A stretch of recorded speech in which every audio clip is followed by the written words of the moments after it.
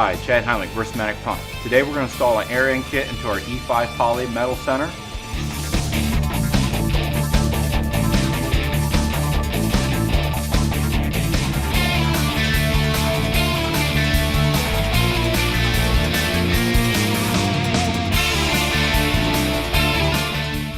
Out front we have genuine Versamatic parts in the form of air end kit and wet end kit. The rebuild you're going to see is accurate and man method machine, but for video purposes some parts of the work performed have been condensed in time. At any point during the presentation, please pause this video until you have completed any part of the process.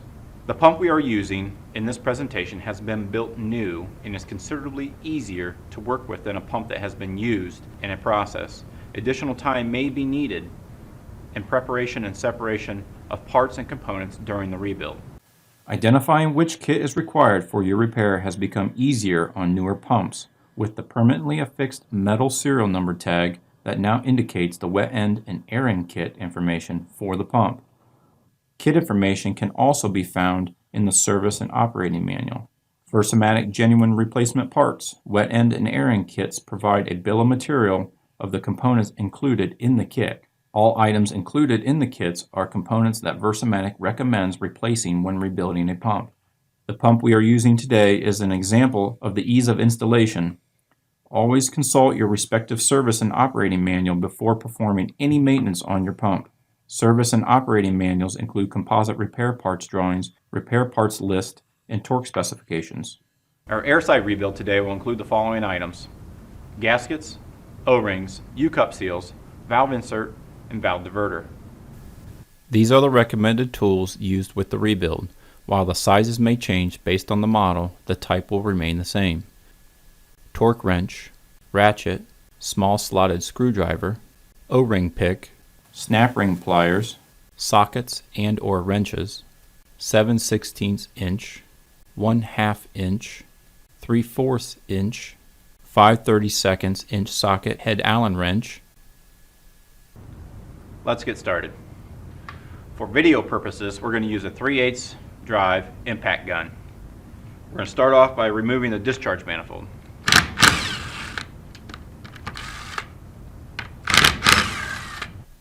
Remove the discharge manifold and set aside for later rebuild. Remove the valve seat O-ring and check ball retainer system. Remove the discharge check balls.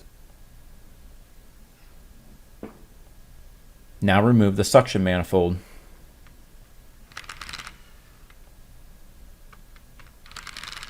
Set the suction manifold aside for later rebuild. Remove the valve seat O-ring and check ball retainer system. Remove the check balls.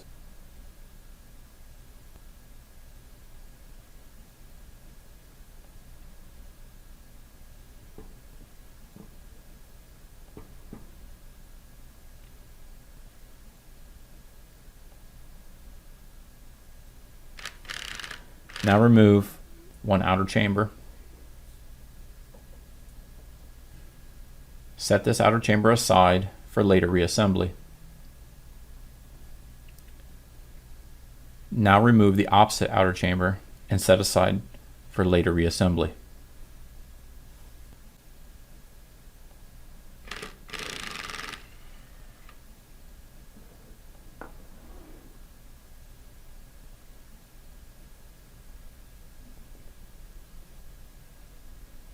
Holding one diaphragm assembly, begin to ratchet off the opposite side.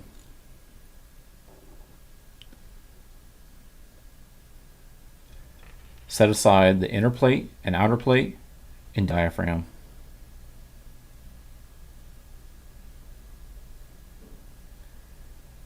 Remove the second diaphragm assembly that is attached to the rod.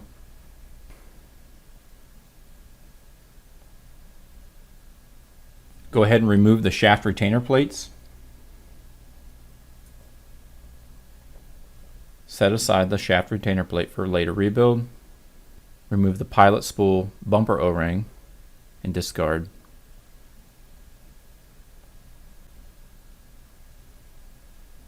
Now remove the pilot spool.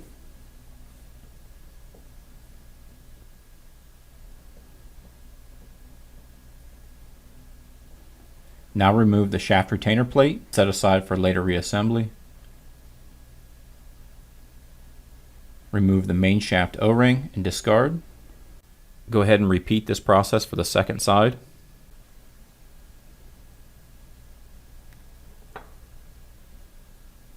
Remove the pilot shaft sleeve and set aside.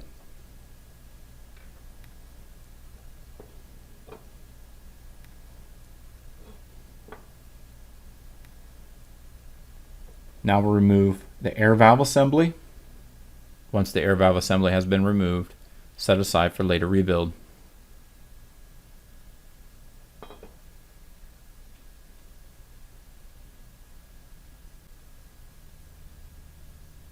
Remove the pilot sleeve O-rings and discard.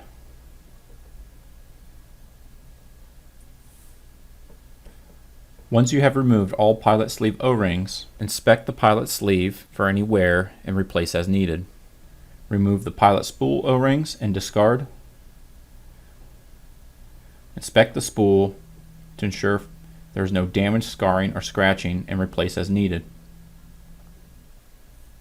Now we're ready to install our airing kit.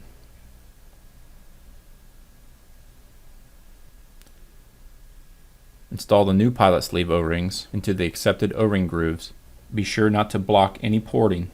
Once the pilot sleeve O-rings have been installed, we'll apply grease to all the pilot sleeve O-rings to ensure we do not scar, nick, or damage any of the pilot sleeve O-rings during installation.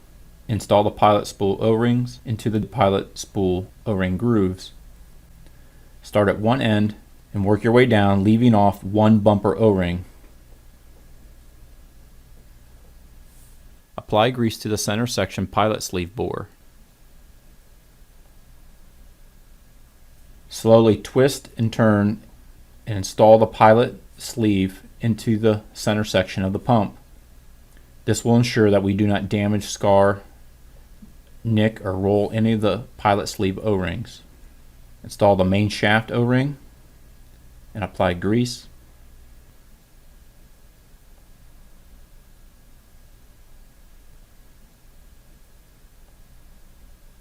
Once we install our main shaft O-ring, we can now install our main shaft retainer plate.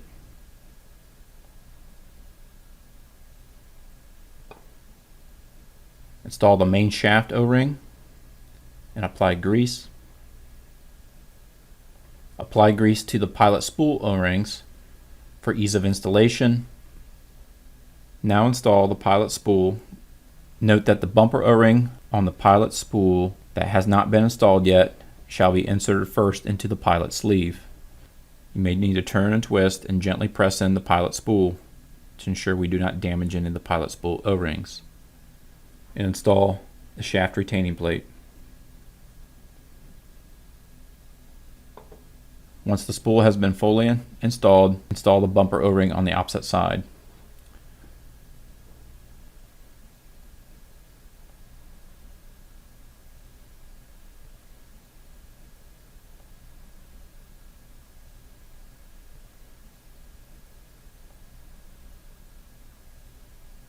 Now we're going to rebuild our air valve assembly. Remove the air valve end cap retainers from the bottom of the air valve. This will allow us to remove the end caps. Retain the end cap retainers for later rebuild.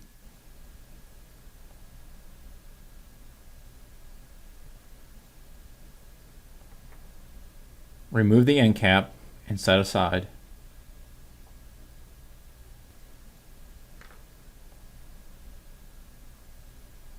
Push the spool from the center out one end.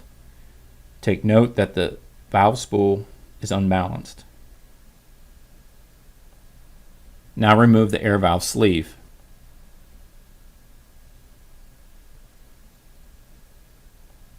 Once the air valve sleeve has been removed, remove the old O-rings and discard.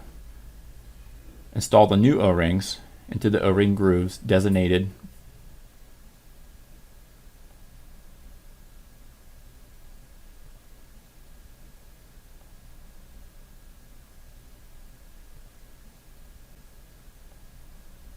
Apply grease to these O-rings. Grease is applied to keep the items from catching, binding, or cutting while assembling components.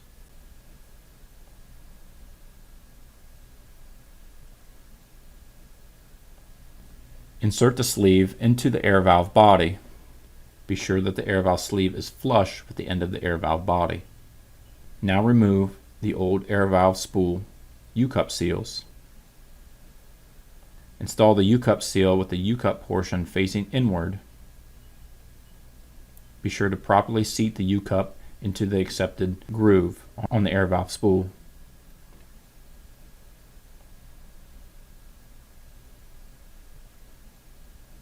Once the U-cups have been installed on the air valve spool, apply grease to the U-cup. This will ensure there is no damage to the U-cups and for operating purposes.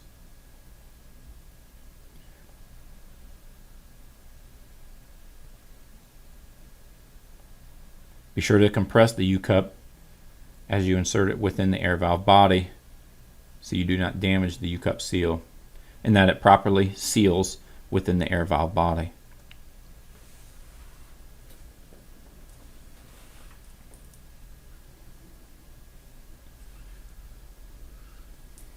Remove the old O-ring from the end cap and discard. Install the new O-ring on the end cap to the accepted O-ring groove. Apply grease to the O-ring to ensure we do not damage the O-ring during installation. If the end cap goes in too far, use the spool to push it back to set it. Be sure the end cap is flush with the air valve body. Alignment of the end cap is vital to the reinstallation of the air valve end cap retainers.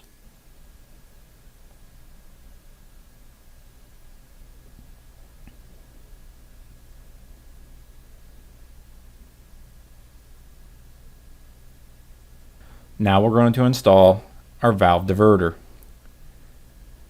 Be sure that the cut portion of the valve diverter is facing towards the ceramic valve insert. Be sure we align all the porting on our air valve gasket with the air valve body.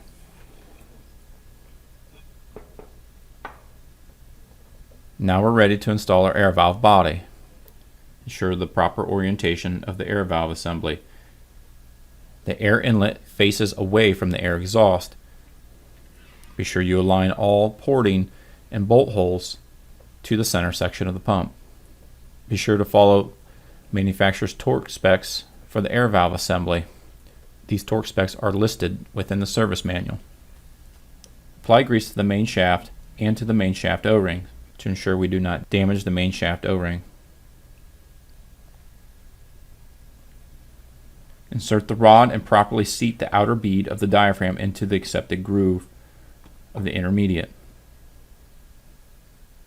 For the second side, install the outer plate towards the wet side of the diaphragm. In this case, its natural bulge out. Install the radius of the inner plate towards the air side of the diaphragm. Be sure to torque the opposite diaphragm assembly. Be sure that the outer bead of the diaphragm seats properly into the accepted groove in the intermediate of the pump.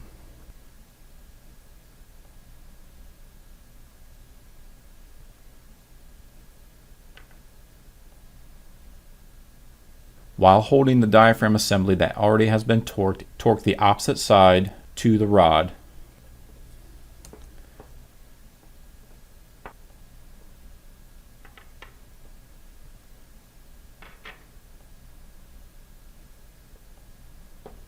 Inspect the outer chamber for casting integrity. Inspect the machine surfaces and radius of the chamber for damage or material buildup. Ensure the radius on the inside of the chamber is maintained during cleanup. Replace the chamber if necessary.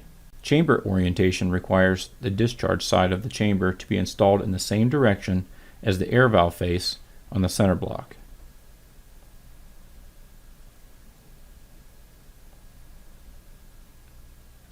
Now install the outer chamber bolts. When torquing the outer chamber bolts, be sure to torque in a cross pattern according to factory specs listed in the service manual.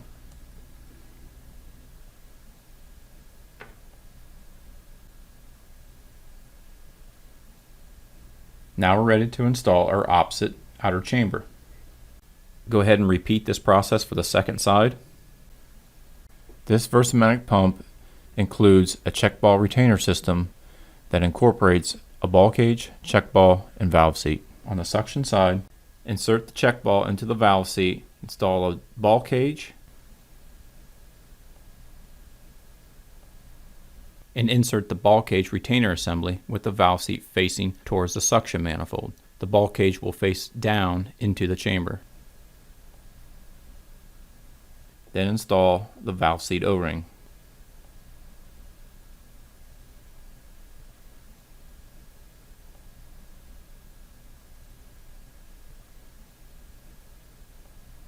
Repeat this process for both ball cage retainer systems.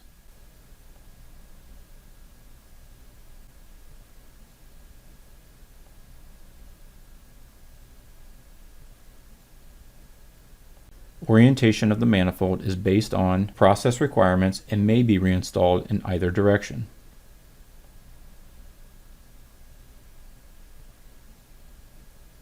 Torque the suction manifold bolts in a cross pattern according to factory specs listed in the service manual. Now we're ready to install our discharge manifold. Insert the check ball into the valve seat, install a ball cage, and insert the ball check retainer system with the ball cage facing towards the discharge manifold. The valve seat will face down into the water chamber. Now insert the valve seat O-ring. Repeat this process for both ball cage retainer systems.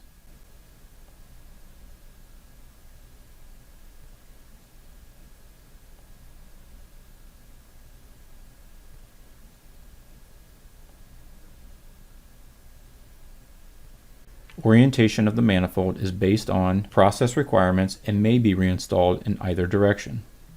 Torque our discharge manifold bolts in a cross pattern according to factory specs.